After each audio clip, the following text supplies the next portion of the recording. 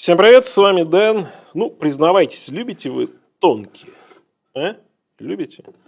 Стройненькие. Ну, вот вам сегодня будет по-настоящему стройный Радо. Ну, здесь всякие карточки. Здесь еще такой олдскульный мануал, где много всего написано. Ну, здесь запчасти. Браслет с звеньем. Радо. Значит, модель называется True Thin Line, то есть по-настоящему тонкие. Хо-хо-хо, смотрите. А? Что такое тонкие часы? Ну, сейчас вы увидите. Вот они. Вот они. Вот что называется действительно тонкие часы. Радо. Да. Да. Спасибо Виталию, который дал эту модель для обзора. Здесь что у нас? Черная керамика, браслет, черная керамика, корпус, черный циферблат и метки есть часовые, метки минутные. Секунды нет, поэтому непонятно, что это кварц, а внутри кварц. Механизм, который Радо называет 140. Ну, это какой-то ЯТА, да, который Радо применяет. И его заслуга в том, что он просто невероятно тонкий. Очень лаконичные часы и очень универсальные. Они, конечно, на любителя, потому что здесь керамика, которая именно не матовая, а которая блестит. Но в повседневной носке это прям круто. Ну и кроме того, керамика, она же ведь не царапается. Она, конечно, может расколоться, если неаккуратно что-то вы там сделаете с часами. Но она не царапается, поэтому часы всегда выглядят, что называется, молодыми и нетронутыми. Диаметр 38 с небольшим. Высота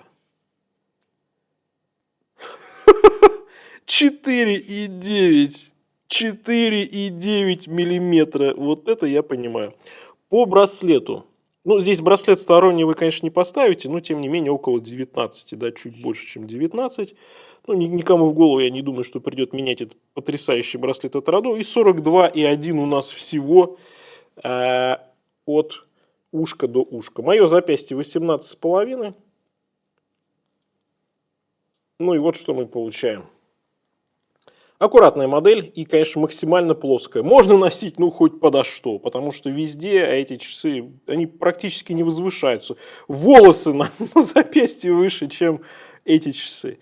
Очень тонкие. Конечно, не мой стиль, совершенно не мой стиль, но я знаю, что у Радо огромное количество поклонников, которые любят как раз вот стилистику Радо, если брать именно часы в керамике. Эти часы привлекают, конечно же, внимание, и они всегда выглядят максимально дорого, потому что керамика, особенно вот такая глянцевая, это всегда смотрится красиво и дорого. Определенные сложности с читаемостью есть, но именно когда много света попадает на циферблат, вот уж поверьте, в обычном режиме оно получше, но, конечно, нельзя сказать, что читаемость конек этих часов. К тому же здесь, посмотрите, еще и стрелки они сделали скелетонированными, так что нужно немножко вот в плане читаемости привыкнуть. Но зато, как, опять же, повторюсь, никто сразу не догадается, что у вас здесь не механика, а кварц, и это очень даже прикольно. Циферблат, к тому же, еще небольшой такой эффект солнечных лучей имеет, что усиливает вот этот вот такой бликучесть, я бы сказал, и, может быть, опять же, видео ухудшает немножко читаемость. Виталий эту модель приобрел примерно за $600, насколько я понимаю, но это было 4 года назад. А сейчас на Ашфорде, на том же американском дисконт-магазине, можно их купить примерно за $1100, они еще есть. Но в целом эта модель вышла еще где-то в 2010-х. И, кстати, здесь титановая застежка, поэтому они очень даже легенькие. Вместе с запасными звеньями здесь даже меньше, чем 83 грамма, ну, что, собственно, очень даже приятно. Ну, вот такой здесь небольшой корпус. Так, ну, красиво все, красиво по циферблату. Накладные метки, такие золотистые, объемные. Но с учетом допустимого, потому что, как вы понимаете, корпус тут очень-очень тонкий. Ну, с антибликом беда. Но что есть, то есть.